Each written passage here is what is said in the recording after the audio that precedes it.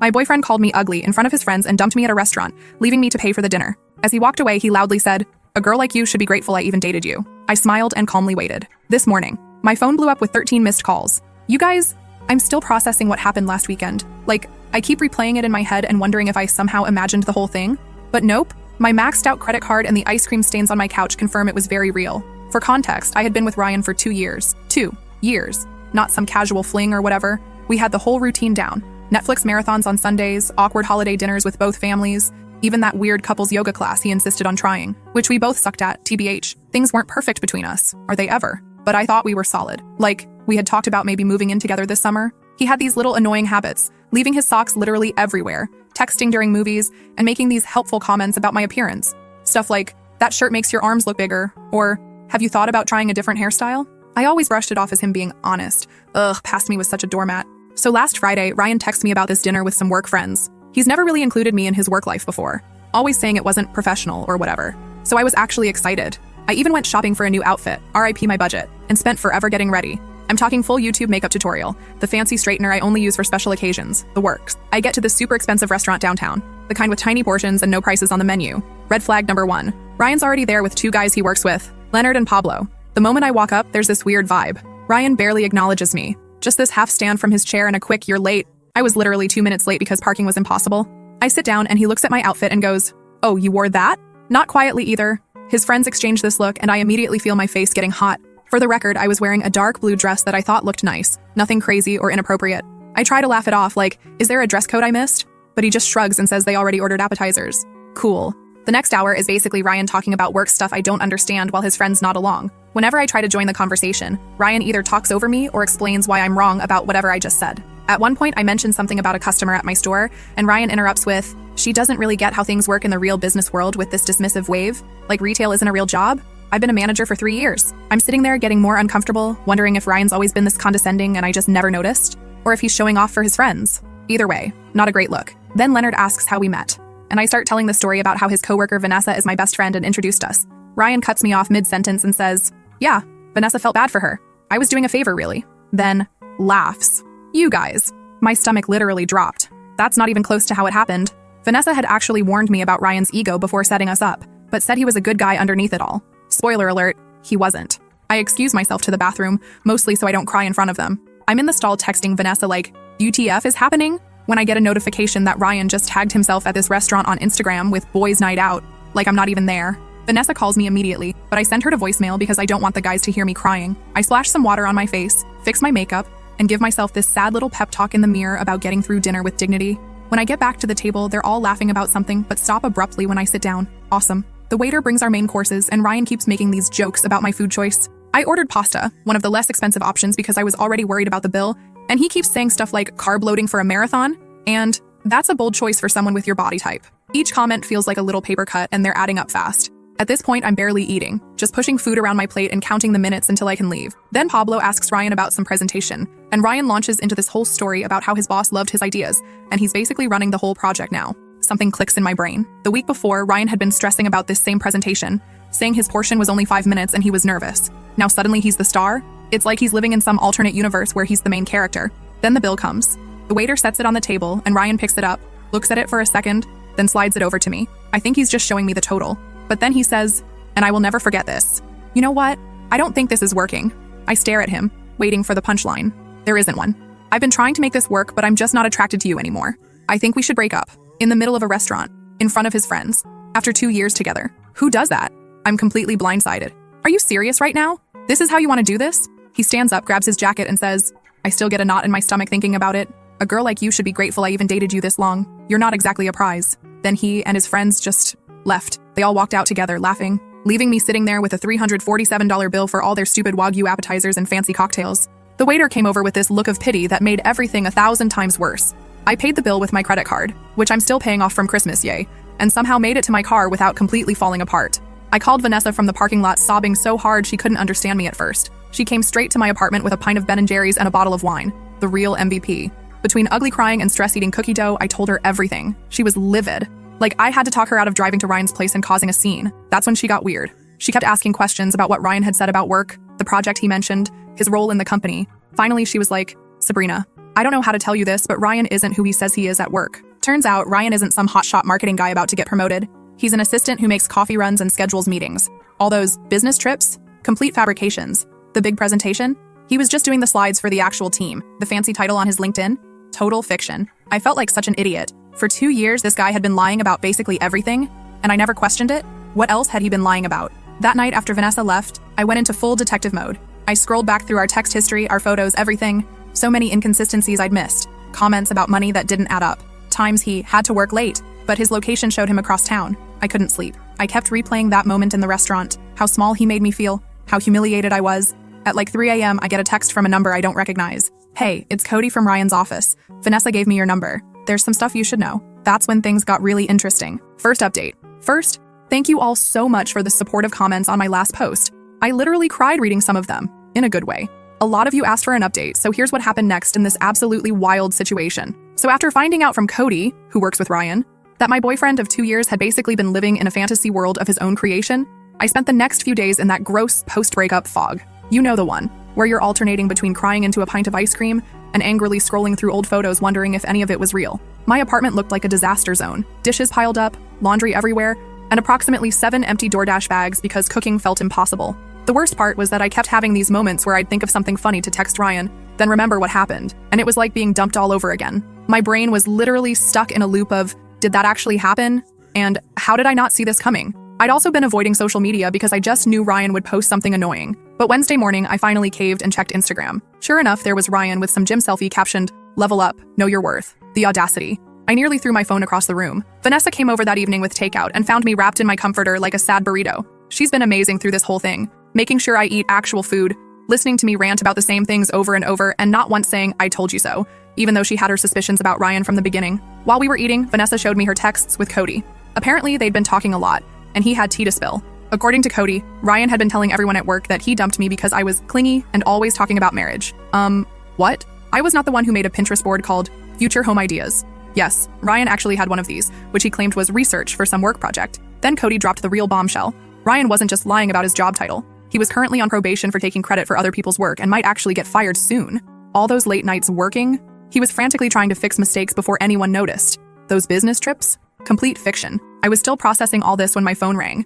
It was Tina, Ryan's mom. I almost didn't answer. Awkward, but figured I should be an adult about this. Tina has always been super sweet to me, like, remembers my birthday and actually asks questions about my life, kind of sweet. She sounded concerned and asked if everything was okay between me and Ryan. Apparently, he told his family we had a little fight, but everything was fine. A little fight? The man publicly humiliated me, dumped me in front of his friends, and stuck me with a massive bill. I tried to keep it vague, saying we were taking some space because I didn't want to put her in the middle. Then she mentioned Ryan's birthday dinner on Saturday and how the whole family was looking forward to seeing me there. You guys, I nearly choked on my lo mein. Ryan had told his family we were still together, and that I was coming to his birthday dinner. The dinner was at his parents' house, and apparently, he'd told them we had big news to share. After hanging up, I sat there in shock while Vanessa looked at me like I'd grown a second head. She was like, is he delusional or just a pathological liar? Honestly, I was wondering the same thing. That's when we came up with the plan. I wasn't going to just ghost his family. They'd always been kind to me, and they deserved to know what kind of person Ryan really was. But I also wasn't going to cause a scene or be vindictive. I would simply attend the dinner as invited and let the truth come out naturally. The next day, Cody met me for coffee. Slightly awkward since we'd only met through Ryan, but he turned out to be really chill. He confirmed everything and added even more details about Ryan's work lies. The team Ryan claimed to lead was actually just him and 2 interns. The big presentation he was in charge of last month, he was just operating the slideshow while his boss presented. Cody seemed genuinely upset on my behalf, saying he'd always thought Ryan's stories about me seemed off. Apparently, Ryan would come to work complaining that I was high maintenance, when in reality I was paying for most of our dates toward the end, because Ryan claimed to be between paychecks, which I now realized probably meant he was terrible with money. Midway through our conversation, Cody got a text from their boss asking if he could come in Saturday evening to help with some emergency project. Cody was bummed because he'd had plans, but then I had an idea. What if Cody needed to drop something off at Ryan's parents' house during the birthday dinner? The timing would be perfect. As we were figuring out the details, my phone buzzed with a text from Ryan, first one since the restaurant disaster. It just said, "We need to talk about what happened." I might have overreacted. Might have. I showed Cody, and he nearly spit out his coffee. Overreacted is when you get annoyed about someone being late, not when you publicly humiliate your girlfriend of 2 years and stick her with a $300 bill. I didn't respond. Let him sweat. The next 2 days were a blur of preparation. I wasn't going to this dinner unprepared. I dug through old texts, finding all the lies, dates when he claimed to be at work conferences that didn't exist, stories about coworkers that Cody confirmed were fabricated, even photos Ryan had posted of himself at work events that were actually just downloaded from the company website. Friday night, Vanessa came over to help me pick an outfit. Not gonna lie, part of me wanted to show up looking amazing just to spite him, but we decided the best approach was to look nice, but not like I was trying too hard. We settled on a simple black dress that Ryan once said made me look average, which now I realize was his weird neg attempt because I got compliments whenever I wore it. I barely slept Friday night. What if this backfired? What if his family took his side? What if I froze up and couldn't go through with it? By Saturday morning, I had chewed my nails down to nothing and gone through about 17 different scenarios in my head. Around noon, Ryan texted again, "Looking forward to seeing you tonight. Wear something nice. My parents are excited." I didn't respond to that either. Let him think whatever he wanted. I spent the afternoon getting ready with a weird mix of dread and anticipation. Vanessa helped me with my hair and gave me a pep talk when I started to lose my nerve. At 5:30, I got in my car and headed to his parents' house. I had to pull over once because my hands were shaking too much to drive safely. I sat there for a minute, doing those breathing exercises from that meditation app I downloaded months ago, but never actually used. What was I doing? Was this crazy? Maybe I should just block Ryan on everything and move on with my life like a normal person? But then I thought about him sitting there at his birthday dinner, probably telling everyone some fake version of our relationship, maybe even making himself the victim somehow.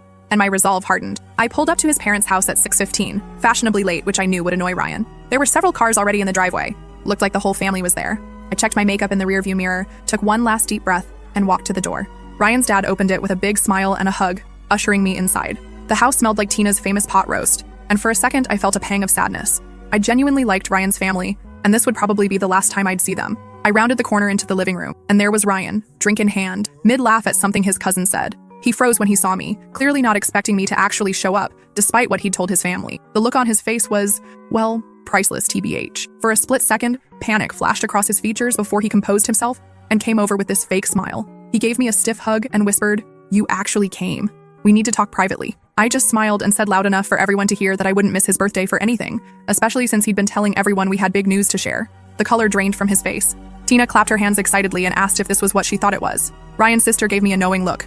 His dad started joking about finally getting grandkids. Ryan gripped my elbow a little too tight and tried to steer me toward the hallway, but his mom called out that dinner was ready and everyone needed to sit down. As we all took our seats around the dining table, with Ryan nervously watching my every move, my phone buzzed with a text from Cody. On my way. 15 minutes out. Ryan leaned over and hissed, "What are you doing here?" I thought after the restaurant. I just smiled sweetly and said loud enough for everyone to hear, "Oh, I wouldn't miss the chance to tell your family about what happened at that restaurant, Ryan. I'm sure they'd love to hear that story." The look of absolute panic on his face as his mom started bringing out the food, worth every second of anxiety it took to get there. Game on. Second update.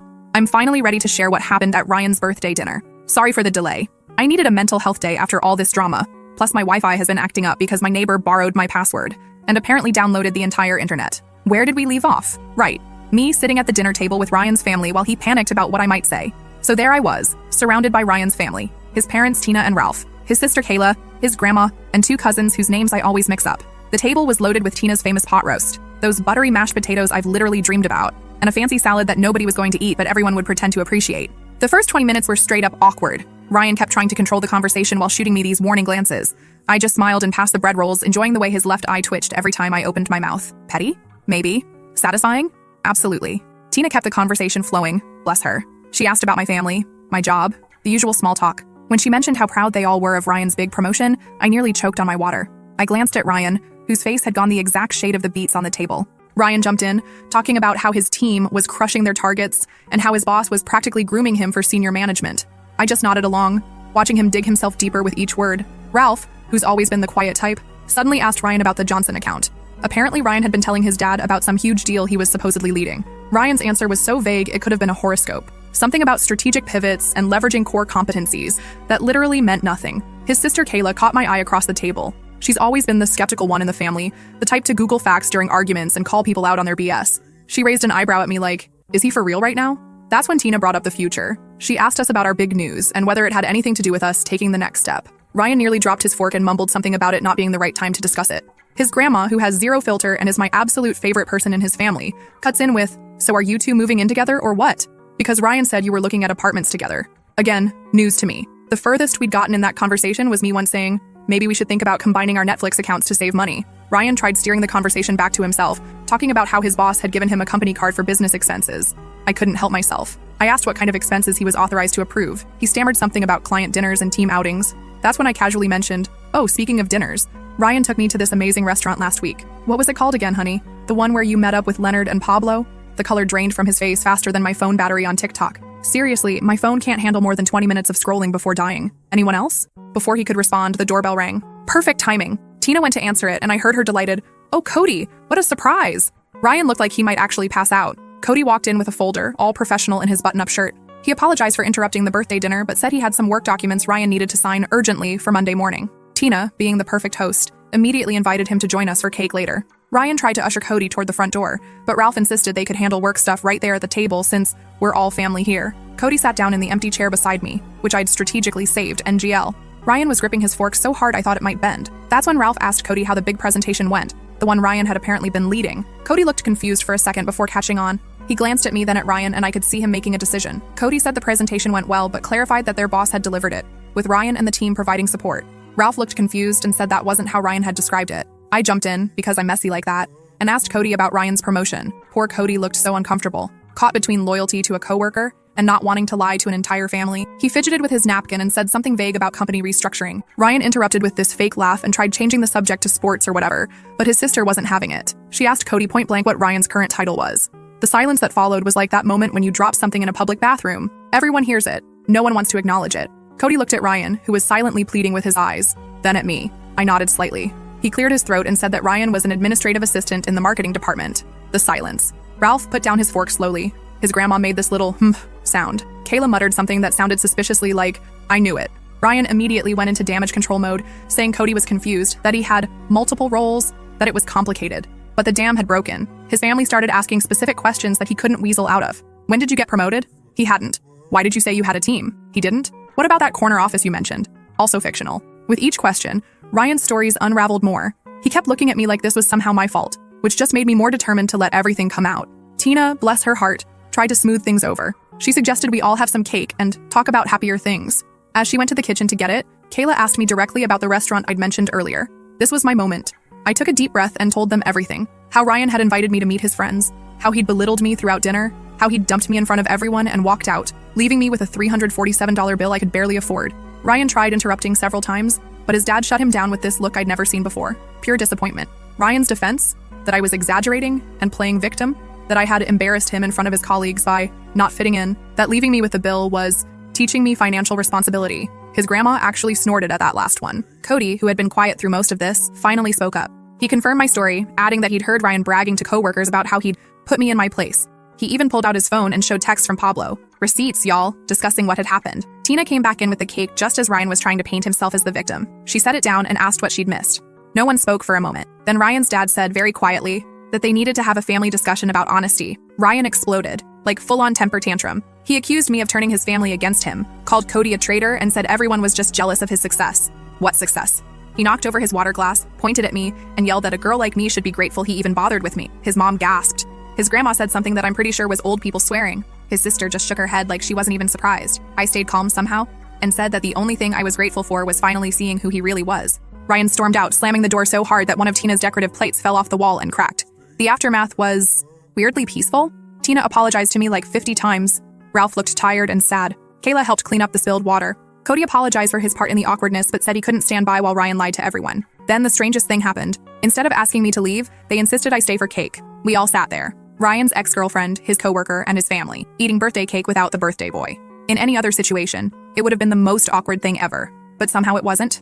After cake, I helped Tina clean up in the kitchen. She kept apologizing and saying she had no idea Ryan had been lying about so much. She seemed genuinely heartbroken. Not just about what he'd done to me, but about who her son had become. I felt bad for her, TBH. No parent wants to realize their kid is, well, kind of terrible. She asked me quietly if there had been signs before, and I admitted that looking back, there were red flags I'd ignored because I wanted to believe the best about him. When I was getting ready to leave, Ryan's dad pulled me aside. He thanked me for my honesty and apologized for what his son had done. He seemed so defeated, like he was trying to figure out where they'd gone wrong in raising him.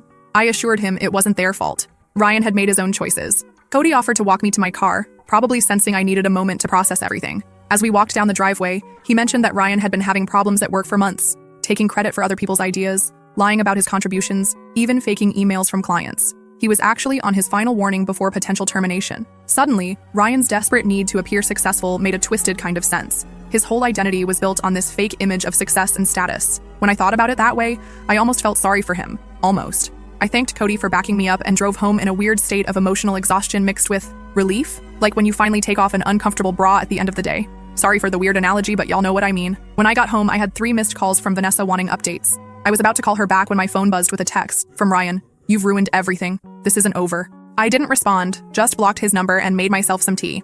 I should have been scared or upset, but honestly, I just felt tired. And maybe a little proud of myself for standing up to him. I thought that was the end of it. I really did.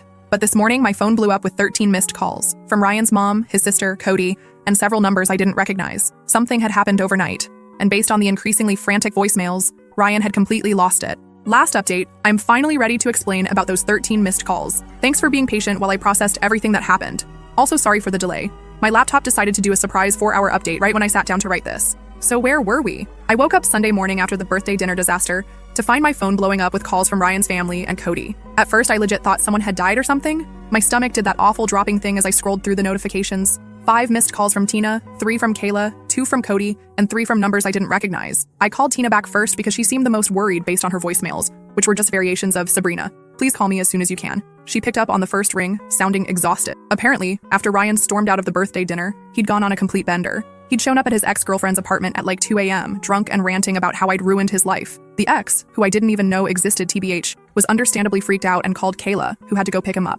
But that wasn't all. Ryan had also spent the night sending unhinged messages to practically everyone we knew. He'd texted Cody threatening to ruin him at work. LOL, good luck with that when you're about to get fired. He'd posted this long, rambling status on Facebook about how he was surrounded by snakes and people would regret betraying him. Most concerning was that he'd posted my address in a private message to his friend Pablo, saying he was going to make me pay for humiliating him. Pablo, who apparently has some moral compass, immediately called Tina and forwarded the message, which is why she was trying so desperately to reach me. I was sitting on my couch in my ratty old pajamas, hair still in yesterday's messy bun, trying to process all this information while Tina apologized approximately 50 times for her son's behavior. I should have been scared, I guess. But honestly, I just felt tired. Like when your phone is stuck at 1% battery for hours, just waiting for it to finally die so you can charge it and move on. Tina insisted on coming over just to make sure I was okay, which was super sweet but also made me panic clean my apartment. Nothing motivates tidying up like knowing someone's mom is about to see your living space. Am I right? I was literally throwing dirty laundry into my closet and scrubbing dried toothpaste off the bathroom sink when my doorbell rang. It wasn't just Tina. Kayla was with her too. They brought coffee and those little pastries from the bakery near their house, which, not gonna lie, might be what I miss most about being with Ryan. We sat at my tiny kitchen table with the wobbly leg that I've been meaning to fix for months, and they filled me in on the Ryan situation. According to Kayla, this wasn't the first time Ryan had lied about his life. In college, he'd apparently told everyone he was on the baseball team when he'd actually been cut during tryouts. He'd once claimed to be talking to a popular girl who had no idea who he was. There was a whole pattern of him creating this fictional version of himself that was more successful, more popular, more everything. As they were talking, my phone kept buzzing with texts from friends who'd seen Ryan's social media meltdown. Vanessa was freaking out, wanting to come over with her boyfriend who does kickboxing just in case. She watches too many crime shows, I swear. My group chat was blowing up with confused messages about the dramatic subtweets Ryan was posting. That's when my doorbell rang again. I literally froze, wondering if it was Ryan. Kayla peeked through the blinds and let out a long breath. It was Cody. Apparently, Ryan had been blowing up his phone all morning too, and Cody wanted to warn me in person since Ryan had mentioned paying me a visit. So there we all were. Me, Ryan's mom, his sister, and his coworker, sitting in my living room on a Sunday morning, trying to figure out what to do about this man-child throwing a tantrum because he got caught in his lies. If it wasn't so stressful, it would have been hilarious. Like, imagine explaining this situation to someone who wasn't there. Cody mentioned that their boss had already gotten wind of Ryan's social media tirade. Someone had screenshotted and forwarded it. So Monday at work was going to be interesting. Kayla was worried Ryan might do something stupid if he lost his job on top of everything else. That's when my doorbell rang again. This time, it was the building manager, looking super awkward. Apparently, Ryan had been downstairs making a scene in the lobby, demanding to be let up to my apartment. The manager had refused, bless him, and threatened to call the police, at which point Ryan had stormed off, but not before yelling that I was a lying bitch loud enough for the entire first floor to hear. Tina looked devastated. She kept apologizing and saying she didn't know where they went wrong with him. I felt terrible for her. Imagine realizing your adult son is basically a walking red flag. Kayla was more practical, suggesting I document everything just in case Ryan's behavior escalated. We were all sitting there trying to figure out what to do when my phone buzzed with a notification. Ryan had tagged me in an Instagram story. Against my better judgment and everyone in the room telling me not to look, I opened it. It was a photo of me from early in our relationship, sleeping on his couch with my mouth open, captioned, "Miss Perfect who ruined my birthday isn't so perfect.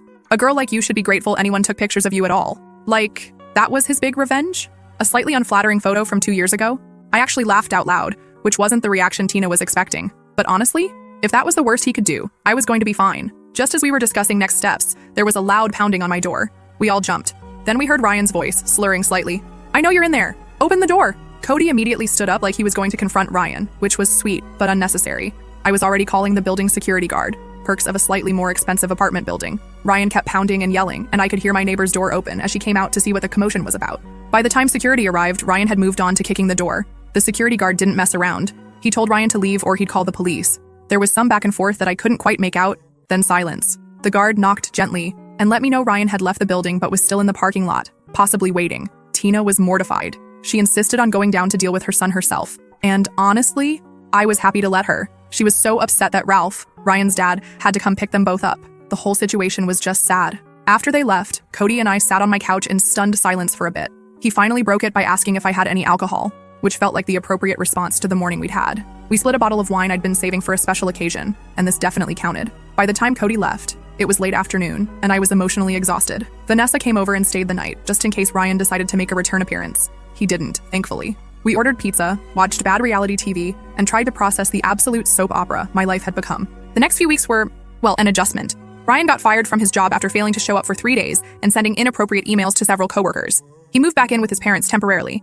which I only know because Kayla and I have kept in touch. She's actually pretty cool. We get coffee sometimes. Ryan tried to contact me a few more times, leaving voicemails that ranged from angry to tearful to weirdly nostalgic. I saved them all just in case, but never responded. He created a few fake Instagram accounts to message me, but they were so obviously him. Who else would write, "You're making a big mistake" with that spelling error? That I just blocked them instantly. The weirdest part was running into him at Target about a month later. I was in the home section looking at shower curtains, and suddenly there he was, holding a pack of socks and looking like he hadn't slept in days. We made eye contact, and for a second I thought he might cause a scene. Instead, he just turned around and walked away, leaving his shopping basket right there in the aisle. That was 3 months ago now. Ryan eventually moved to his uncle's place in another state, according to Tina, who still sends me holiday cards, which is sweet, but awkward. His social media has gone suspiciously quiet. Kayla thinks his parents finally cut him off financially until he gets therapy. As for me, I'm doing pretty good, actually. My apartment finally feels like mine again, now that I've rearranged the furniture and replaced the stuff that reminded me of Ryan. The strangest outcome of all this might be my unexpected friendship with Cody. We're not dating or anything, though Vanessa keeps trying to make that happen, but we grab lunch sometimes and text about stupid TikTok videos. It's nice having someone who witnessed the whole Ryan saga and understands why I now have trust issues the size of Texas. Looking back at everything, I'm not angry anymore. Well, not just angry. I'm also weirdly grateful. Not for dating Ryan, definitely not that, but for finding out who he really was before things went further. Imagine if I'd moved in with him or something. Shudder.